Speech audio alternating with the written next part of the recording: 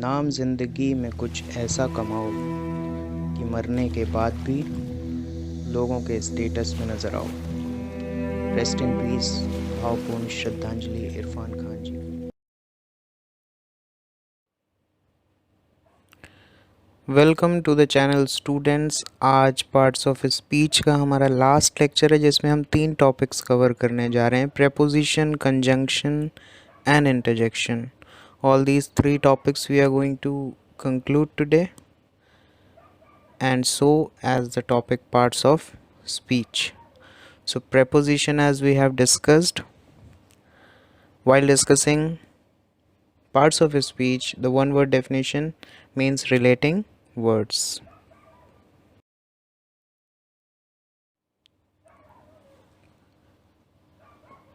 Let's have a look on the definition. A word used before a noun or a pronoun showing its relation with some other words. This is a simple definition of preposition. As I told you, words से समझने की कोशिश करिए. Preposition itself contains a word called position. Position कभी भी कोई भी चीज़ का relation बताता है. So this definition is perfect. For preposition, a word used before a noun or pronoun showing its relation with some other words. Preposition, again we'll see they are the relating words. The word that are used in English language before a noun or pronoun which expresses or shows its relation with some other words with respect to its position, place.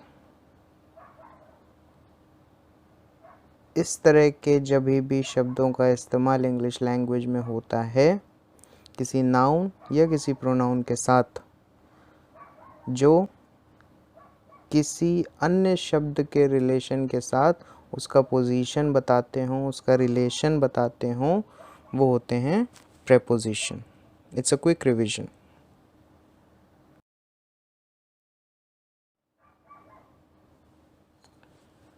There are many words in preposition. Do not expect इसके 4 types हैं या 8 types हैं या 6 types हैं.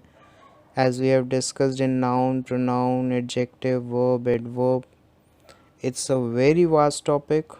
The more you read the books, newspaper, the more you interact with the people in English, the more you watch English movies or Hindi movies with English subtitles, you will come across these words. And the more you practice, the more you will be able to use it.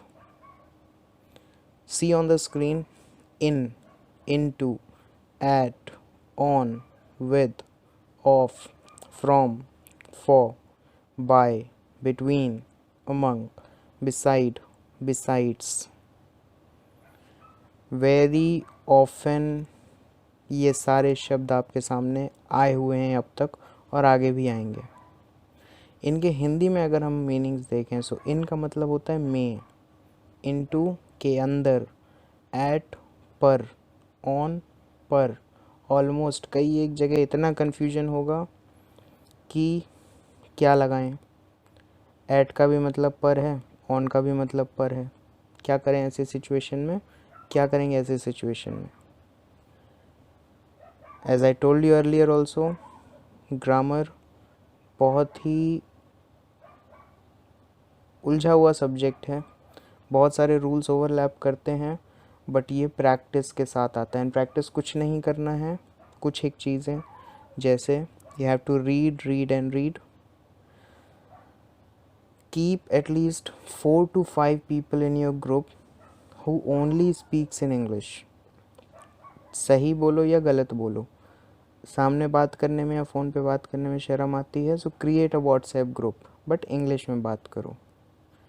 ये मूल मंत्र है. गलती करोगे, कोई सुधारेगा, तब सुधरोगे, तब समझ में आएगा. ये सारे प्रेपोजिशन दिए हैं, इनकी हिंदी में मीनिंग दी हुई है. इनके प्रैक्टिस करने आपको सेंटेंस बनाने में। एंड रिमेंबर, सेंटेंस वही बनेगा जो आप डे टू डे एक्टिविटी में इस्तेमाल कर सको।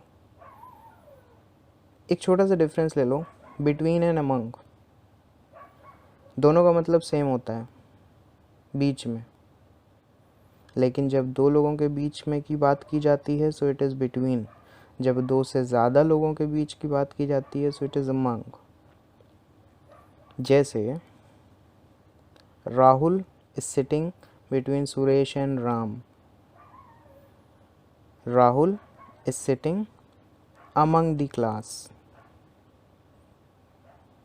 एक हमारा नेक्स्ट आने वाले टाइम में एक सेपरेट इन तरह की कॉन्सेप्ट्स के ऊपर लेक्चर अपलोड करूँगा मैं, that will be of very much use to you.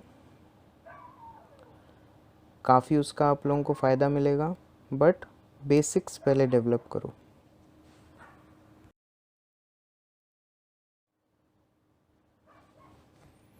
Behind, beyond, after, above, below, over, around, under, during, since, till, near। हर एक वर्ड्स को डील करेंगे in detail but in the later classes. अभी basics तैयार करो। All these comes under the group preposition that shows relation between two objects, two person, one person or other object, or any two words, clauses or phrases। एक छोटा सा difference बताता हूँ। above and over में क्या अंतर होता है? डू यू नो और not?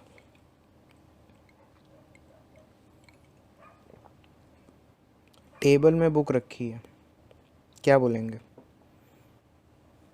The book is kept above the table। Why not over? Table के सरफेस से बुक का सरफेस टच में है ना? ऐसे सेंटेंसेस में above आएगा। The plane is flying over the building. Plane जब उड़ता है, दोनों का मतलब ऊपर है, above का भी ओवर का भी। तो प्लेन जब उड़ता है तो प्लेन का सरफेस और बिल्डिंग का सरफेस लड़ता है आपस में? नहीं ना। सो जब सरफेस टच नहीं करेगा और वो ऊपर से निकलेगा तो जाएगा ओवर। ऐसे बहुत सारे इंटरेस्टिंग फैक्ट्स मिलते जाएंगे, बस मन लगा के करते जाओ, नोट्स बनाते जाओ। एंड नोट सिर्फ नोटबुक में नहीं, अपने दिमाग में भी बनाते चलो।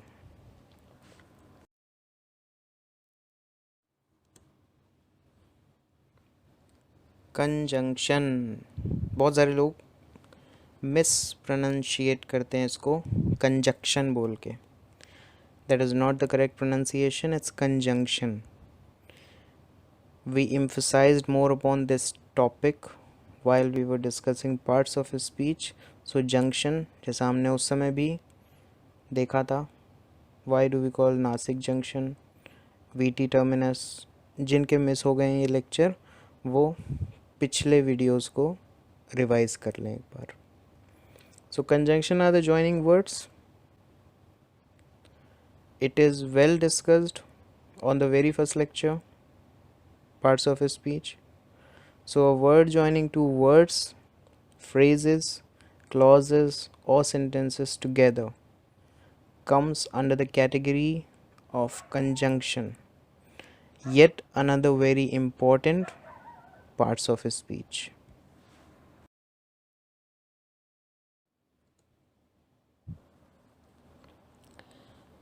Same like preposition, now we'll deal with some of the conjunction।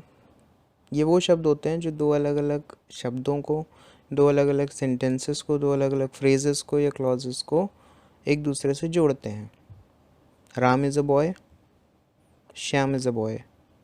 Ram and Shyam are boys, जुड़ गए ना दोनों सेंटेंस एक से। किसने जोड़ा? एंड। तो इस तरह से जब आप अपनी टेक्स्ट बुक्स न्यूज़पेपर, ये सब पढ़ते रहे तो and, but, still, otherwise, because, so that, until, till, unless, सारे वर्ड्स आते रहे, कभी ज़रूरत नहीं समझी कि यार हर एक वर्ड का मीनिंग एक बार देख लें, तो शायद ये पता चल जाता कि बट को लेकिन कहते हैं, स्टिल को फिर भी, बिकॉज को क्योंकि, सो दैट को ताकि, अनलेस को जब तक नहीं किया अब तक तो अब करेंगे। प्रैक्टिस करिए, सेंटेंस बनाइए, डे टू डे लाइफ में जो इस्तेमाल हों उन्हीं सेंटेंसेस को बनाना है। बनाएंगे सभी? Very good. दोस्तों, इन सारी प्रैक्टिसेस के अलावा हम एक और प्रैक्टिस करेंगे जो मैं पर्सनली खुद भी करता था जब मैंने शुरुआत किया था ग्रामर सीखने का। एक तो डेली न्यूज़पेपर पढ़ने की आदत डालो। लॉकडाउन है, न्यूज़पेपर नहीं आता है, एक बहुत अच्छा बहाना है बचने का, बट आजकल सारी चीज़ें आपकी मोबाइल पे, गूगल पे अवेलेबल हैं। आप डाउनलोड कर सकते हैं पीडीएफ फॉर्मेट और पढ़ सकते हैं। सो ये बहाना तो आपका फेल हो गया। हम लोग एक काम करेंगे, कल से न्यूज़पेपर एक पूरा पढ़ेंगे और अब चेक करेंगे। अब तो हमें 8 पार्ट्स ऑफ स्पीच मालूम हो गई, बहुत ज़्यादा ज़ोर नहीं देना है दिमाग को। अभी सिर्फ हर एक वर्ड, एक न्यूज़पेपर में करीब 20-30 हज़ार वर्ड्स होते हैं, मालूम है? वो सारे 20-30 हज़ार वर्ड्स इन्हीं 8 में से कोई एक होते हैं। है ना इंटरेस्टिंग फैक्ट्स? कल से ढूंढना शुरू करो, हेडलाइंस से शुरू करो। कौन सा नाउन है, कौन सा प्रोनाउन है, कौन सा कंजंक्शन है, कौन सा इंटरजेक्शन है। ठीक है, करो, मज़ा आएगा। You will learn and have fun.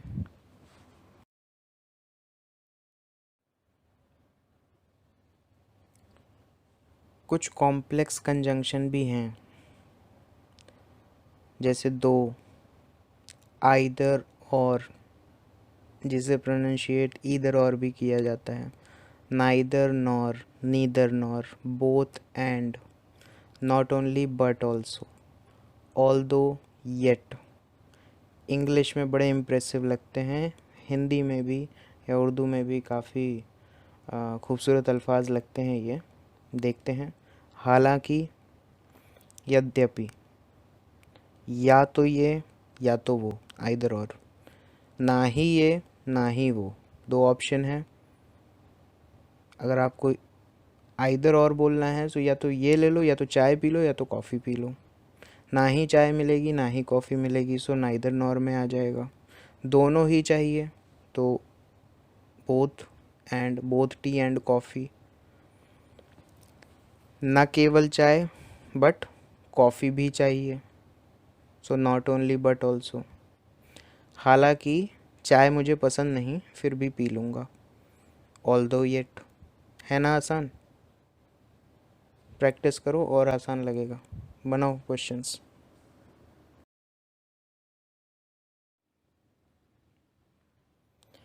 अब आते हैं इंटरजेक्शन। ये वर्ड सुनते ही मुझे थोड़ा डर लगने लगता है क्योंकि इंजेक्शन सा लगता है, डॉक्टर वगैरह की याद आ जाती है, बट डिफरेंस है। There is a vast difference between injection and interjection. Interjection are basically exclamatory words, those words in English language that expresses a particular feeling, emotion or spontaneous reaction. कौन कौन से रिएक्शन होते हैं, कितनी तरह के reactions होते हैं बॉडी में? बहुत तरह के हम एक्सप्रेस करते हैं, जो यहाँ तक कि जानवर भी करते हैं, रोते हैं, चिल्लाते हैं, कराहते हैं। सो कुछ विज का मतलब क्या होता है? VIZ अक्सर देखा होगा आपने, इसको क्या बोलते हैं? विज मीन्स नेमली। तो उन रिएक्शन, फीलिंग, इमोशंस कुछ जो हैं वो ये हैं: पिटी, फियर, प्लेजर, सरप्राइज। ये सारे एक्सक्लेमेशन में फीलिंग्स एक्सप्रेस करते हुए। अगर आपको इनमें से कोई भी वर्ड का मीनिंग नहीं आता है, जैसे स्पॉन्टेनियस हो गया, एक्सक्लेमेशन हो गया, बहुत सारे ऐसे भी होंगे जिन्हें पिटी, प्लेजर का नहीं आता है। सो गाइस, डीमोटिवेट मत हो, डीमोरलाइज मत हो।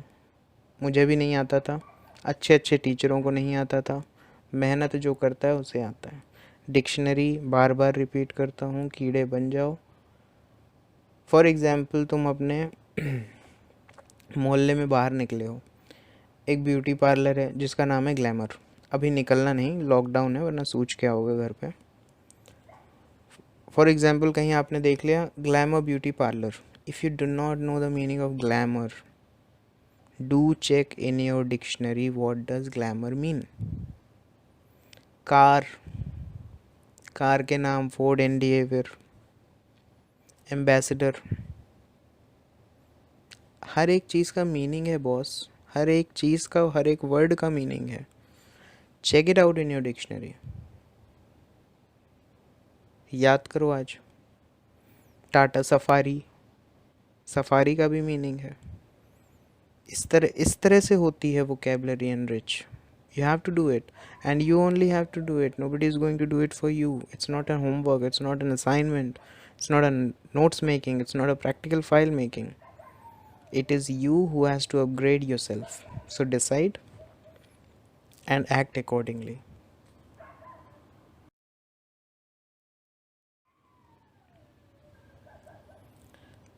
अच्छा चलो, एक्सप्लेनेशन हो गया। अब इंटरजेक्शन की एग्जाम्पल और सेंटेंसेस कुछ डील करते हैं। आहा, it's really scrumptious dish made by my mom. Scrumptious meaning नहीं मालूम, सो पता करो। I am not going two spoon feed you. पता करो स्क्रम्पचुअस मतलब क्या होता है, और नहीं अगर डिक्शनरी में देखना है तो सेंटेंस से गेस करने की कोशिश करो। आहा, dish made by my mom. सोचो, दिमाग लगाओ। जिसको समझ में आ गया वो आगे जा कर के CBI IB इंटेलिजेंस ऑफिसर बनेगा, और जिसे नहीं आया तो दिमाग को शार्प करो भैया, जब तक नहीं आए पूरी तरह से। चलो, let's come to the next one. Wow, what an astonishing place. Astonishing, जानबूझ के इतने हार्ड शब्द वर्ड्स को यूज़ किया है ताकि डिक्शनरी देखो। आदत नहीं है ना, देखो, स्टार्ट करो। Hurray, lockdown is going to get over soon. हाँ, अच्छी लगी ना न्यूज़। जिस दिन ये मोदी जी ने दे दी, देश सुरक्षित हो जाएगा, उस दिन वाकई में इतनी खुशी होगी, हुर्रे बोलेंगे सब। समझ में आ रहा है? कुछ जगह पे हुर्रे को HURRAH। एक तो इंग्लिश भी तरह तरह की हैं, English, British, American. So do not get confuse कि सर ने गलत लिख दिया या ये गलत है स्पेलिंग इसकी, हम तो HURRAH पढ़े हैं। अगर ऐसे कोई डाउट कन्फ्यूजन है, सो पहले get your facts cleared. If you still have any query और doubts, do write in our comment section. The last one is the Alice. Irfan Khan is no more. हाल ही में हमने एक बहुत ही उम्दा, बहुत ही काबिल और बहुत ही talented inspirational character Irfan Khan ji को खोया। तो ये काफ़ी दुख की बात है। शत शत नमन उनके काम को, उनको भावपूर्ण श्रद्धांजलि जो हम शुरू में भी उन्हें दे चुके हैं। सो अगर ऐसी कोई दुखद घटना हो जाती है, सो वहाँ पे इंग्लिश में हम कौन से शब्द का इस्तेमाल करते हैं? ALAS, ALAS।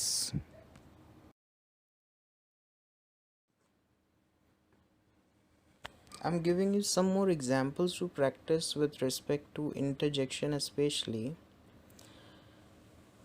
words थोड़े से लिखे ऐसे जाते हैं, बट इनको बोला हम आपके हैं कौन में सलमान खान और माधुरी दीक्षित का ये डायलॉग था, उहू उहू, अहम,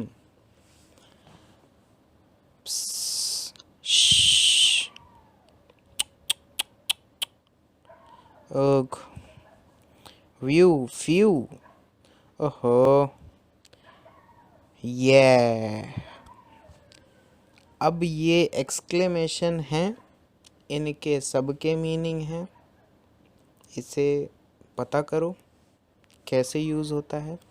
यूज़ तो कैसे होता है मालूम है, just you have to make a sentence which you often use in your day to day life, right? Again I will repeat, ahem, aha, uh huh uh huh, PSST, triple S triple H,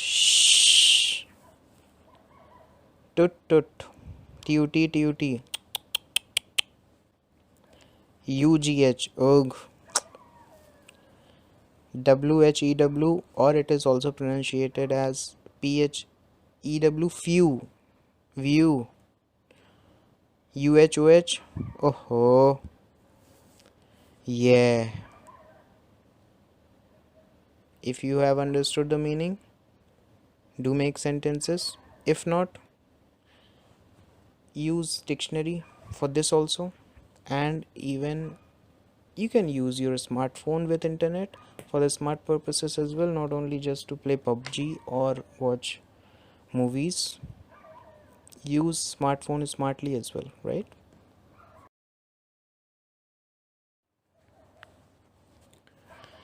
So guys, today we have ended the topic, the very important topic, grammar शुरू ही यहाँ से होता है, parts of speech.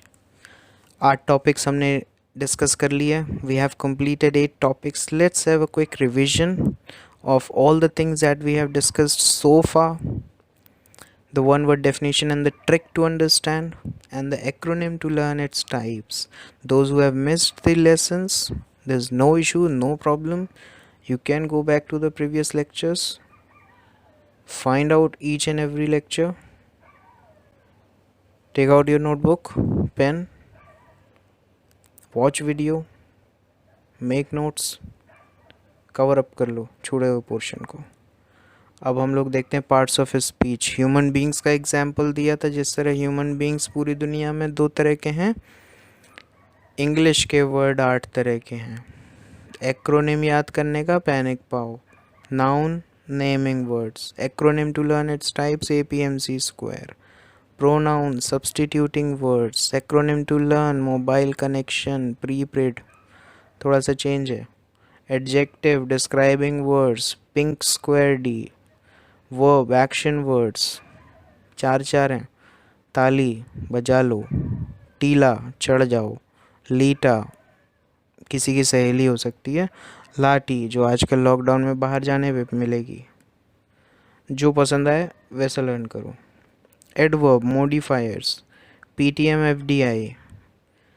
Vowels नहीं है एक से ज़्यादा, इसलिए प्रॉपर वर्ड नहीं बनेगा, but this is very good. Parents teacher meeting and foreign direct investment, इससे याद रहता है. Preposition, conjunction, interjection are the relating, joining and exclamatory words respectively. You have to practice and refer video, read newspaper, watch English movies to get the gist of all these 3 last parts of his speech. There is no hard and fast rule. Getting the point? So do make a quick revision. सारे practices करो, जितने worksheets बोले हैं ready करो.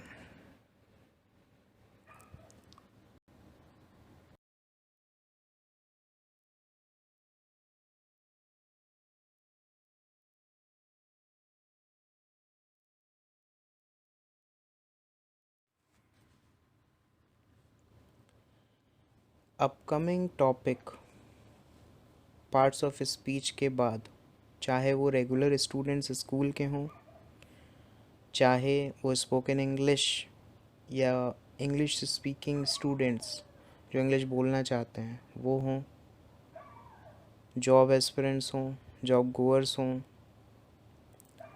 या competitive exam की तैयारी करने वाले बच्चे हों, पार्ट्स ऑफ स्पीच समझ में आने के बाद the very next thing which you should understand are the tense.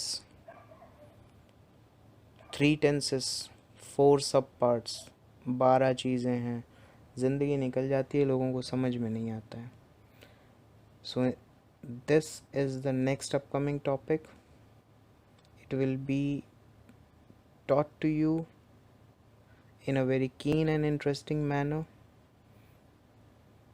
just request you to submit your homework meanwhile on the topic parts of speech. 10 समझने के लिए parts of speech का clear होना बहुत ज़रूरी है. इनफैक्ट आगे की सारी चीज़ों को समझने के लिए पिछला सारा चीज़ें इंटरकनेक्टेड होती हैं. इसलिए नॉट टू प्रेशराइज यू, दिल से करो, विल से करो, ज़बरदस्ती से नहीं, बट करो.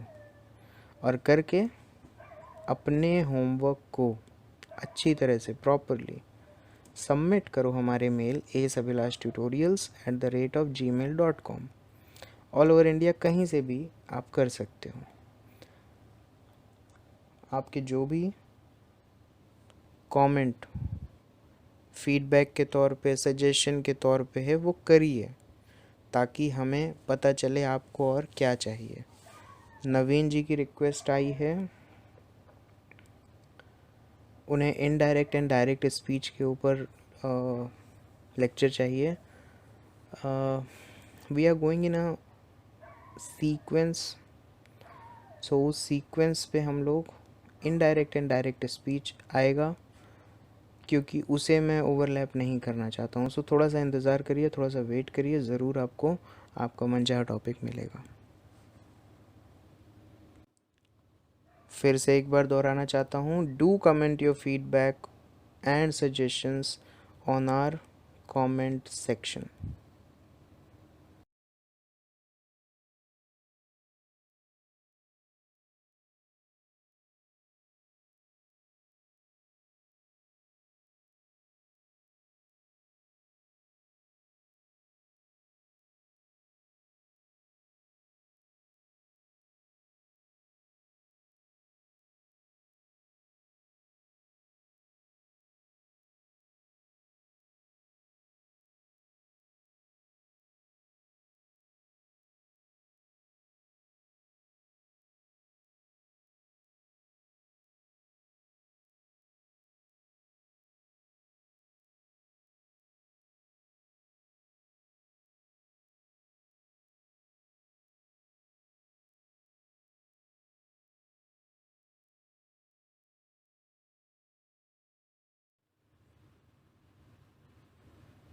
अगेन एट द एंड, जो पुराने स्टूडेंट्स हैं उनको तो मालूम है कि हमारी यही रिक्वेस्ट है कि हमारा चैनल, जो ये काम ऐसे लॉकडाउन के समय में हमारे टीचर्स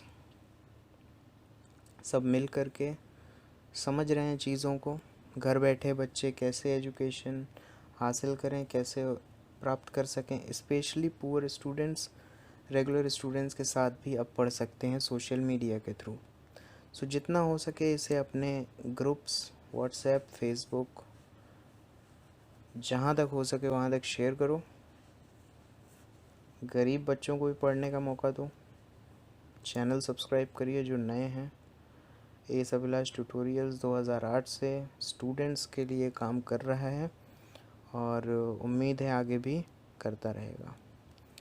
यूट्यूब में हमारे चैनल को सब्सक्राइब करें, शेयर करें अपने दोस्तों के साथ. And thanks for watching our channel.